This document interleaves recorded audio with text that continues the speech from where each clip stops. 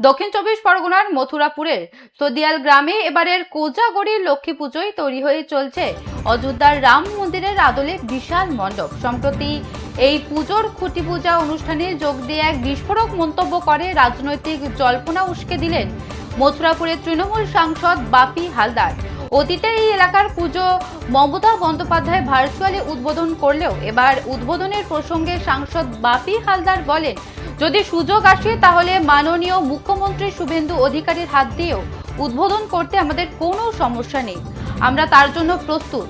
রাজ্য রাজনীতির প্রেক্ষাপটে সাংসদের মুখে শুভেন্দু অধিকারীকে মুখ্যমন্ত্রী সম্বোধন এবং তার দ্বারা মণ্ডপ উদ্বোধনের এই বার্তা ঘিরে রাজনৈতিক মহলে তীব্র শোরগোল ও নানাবিধ প্রশ্নের জন্ম দিয়েছে।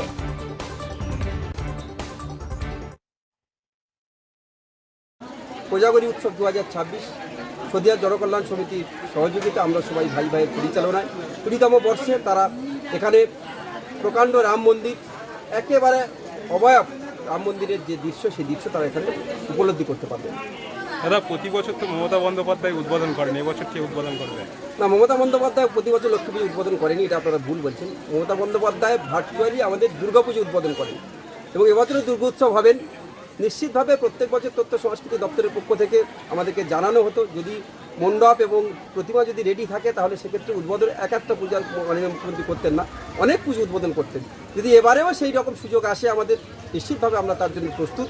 মাননীয় মুখ্যমন্ত্রীকে উদ্বোধন করতেও আমাদের কোনো সমস্যা নেই এবং সরকারের সাথে থেকে, সরকারের পাশে থেকে সরকার যেভাবে চাইছে সেই সহযোগিতা করতে আমাদের পুজো উদ্যোক্তা হিসাবে নিশ্চিতভাবে সেই সহযোগিতা সবসময় থাকবে।